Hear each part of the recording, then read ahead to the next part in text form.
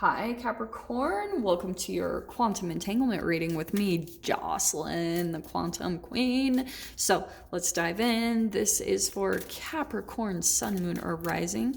And as always, welcome to my cross watchers. Cross watcher, you could be dealing with a Capricorn, and the message could actually be for you. So feel free to take it however it resonates with you and your situation. Keep in mind that these are general and timeless readings, and if you would like to book a one-on-one reading, you can find my information down below in the description box. And just want to say thank you for liking, subscribing, and thank you for all the good karma donations. Okay, Cap. All right. Actually, hold on. I just feel like hold on. I feel like there's another card that is calling to me. Maybe not.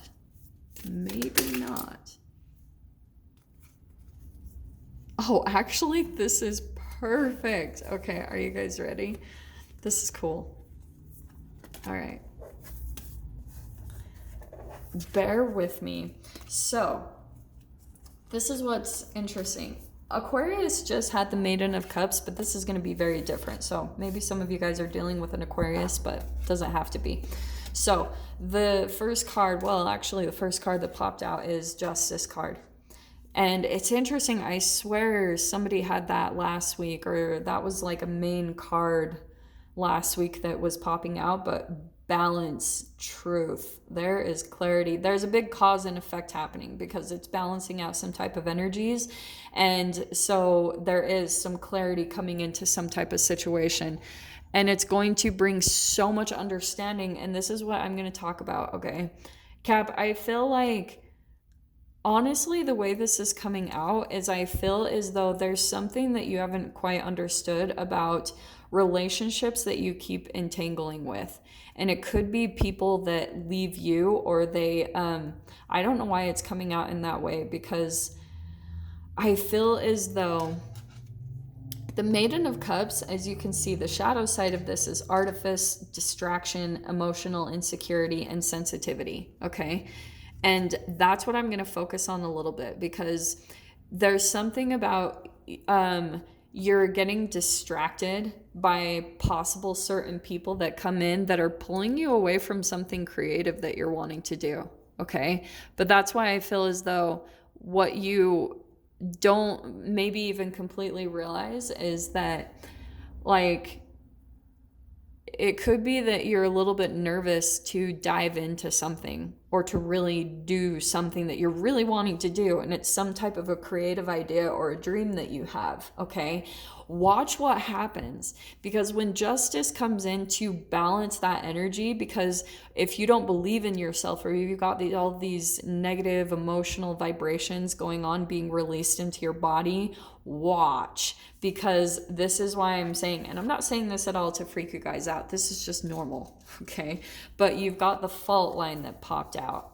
So this is how powerful you are. When you have a split energy going on, and when those scales are just tipped in and inside of your body, chemically, energetically, you have two split vibrations that are going on between your shadow and your light, then watch what happens. This is how powerful your energy is you can start to have some type of a situation that causes the fault line is like a crack in the foundation. So whatever you're standing on, and this is why I love this whole theme that's coming in, because the rocks and everything, it's all about stability, structure, and that could something I feel, this is what I feel is so significant. I feel as though something that you feel as though, like, you almost could have been in some type of situation that the foundation wasn't stable anyway. You might have seen that at the beginning, and maybe at the beginning you had all these dreams of this thing or this person or this relationship being this stability, but it was already cracked in the foundation. So that's why, energetically, what could have been happening is there were already cracks in the energy, or just splits in the energy inside of you or a person or just your environment. It was already kind of on a weak foundation. Does that make sense? So that's why I'm saying this is all really cool. Okay, you've got the Starborn that popped out, and this is why I wanted to grab it, because it's got a similar energy of that crack. But this is what's really cool. This is why I love this. You've got this situation that's unfolding where it could be a part of your perception that you're like, oh my gosh, like things are falling apart, and it's opening up all these opportunities. That's what I feel like is this egg is cracking open, and it's like all of this magic and beautiful kind of quantum energy is coming out to shift the reality, to create something that, because it could have been something, Cap, that you were like, you had all these structures in place. You were like, okay, I have this way, because this is what I love about Capricorns, okay? My best friend is Capricorn. I love her, and we don't talk that much, but this is what I love about her, okay?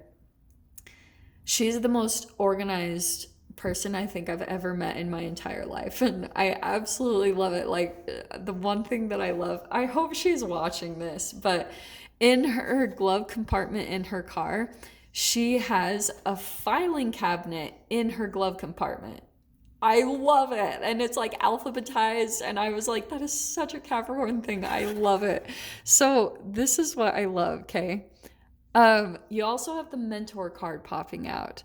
Sorry, that was just a random thing I had to tell you guys about. But I feel like there's something happening, Cap, where you feel as though this structure that you've had built up, you're like, oh my gosh, you're trying to get stable. And this is how powerful your body is when things are starting to crack or fall apart, your body has what's called, like, the cells actually have balancers. If you think about it, like your toes, they were specifically constructed to balance your body so you don't fall over. They stabilize you. Your cells do that. It's such a fascinating thing. So that's what's happening right now, is you're going through this recalibration. You know, your cells are starting to restructure and shift around what's happening in the environment, and it's helping to open up all of this, you know, manifestation that's going to bring in maybe some type of like creative way or doing something. But to me, I'm seeing it more of like the magic. This thing, it was more weak, whatever this was. It didn't really have this stability anyway. So the mentor card, this is what I wanted to talk about. I feel like I've been getting a lot of owls in my experience, so that's especially why I wanted to take it. The way this is coming out to me is I feel like you guys could energetically be having some type of a mentor come in, whether that's a guide, and that can either come in as another human, or it could be like just energetically someone's coming in to provide some type of shift for you, okay? And this is why, see the whole taking flight? We've got the Chariot card.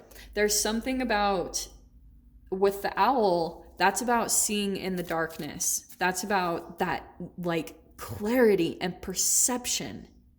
Like able to see, oh, this isn't true at all. You know, so maybe even for some of you, there could be someone who's like, this is why I was saying holographically, this shows up in your physical 3D environment, because it's showing you what's going on chemically inside of you, some type of split in your energy where you weren't really satisfied anyway. Yeah, look at this, okay?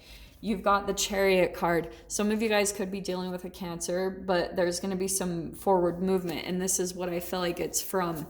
You've got the Five of Swords. So that's what I was saying. There's this split energy. And it could have been manifesting in different humans that you've been entangling with. But to me, this is gaslighting, because a lot of the times it can be where you gaslight yourself, or there's like a lower vibrational energy inside of you, like free radicals that, you know, they start entangling with your brain chemicals. They make you start thinking lower thoughts about yourself. So that's why when you're thinking about it energetically, other people are going to come in and make you question your reality anyway. So the way I'm seeing this, Cap, is like Six of Wands. That's victory. That's coming out of this victoriously, which is good. That you've got a cool transition from the 5 to the 6. So that's perfect synchronicity. But what's happening is, what's really going to help you is if you don't give too much information or you don't expose that much. And what I would do is just start acting. That's the way I'm seeing this Chariot card. I'm actually even hearing, don't tell anyone, just do it with this layout. Because I feel like for some of you, you could be looking to move or travel or relocate because there's something significant about the Chariot movement, success. That's when the energy opens up and you're like, boom, going, you know? And that's why what could have been this fault line, why it kind of broke apart in the first place, is because there were things that you were iffy about with it anyway. There were at times that you were like, this doesn't seem right, or this structure. And that's why, because the way it was energetically set up in the first place, it wasn't balanced. So that's why the recalibration is happening. You know what I'm saying? Is this all making sense?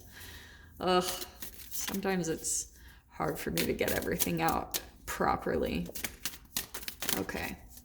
Let me just grab one more cap. There we go. Okay. Look at, on the bottom was the Eight of Cups walking away. So let's see.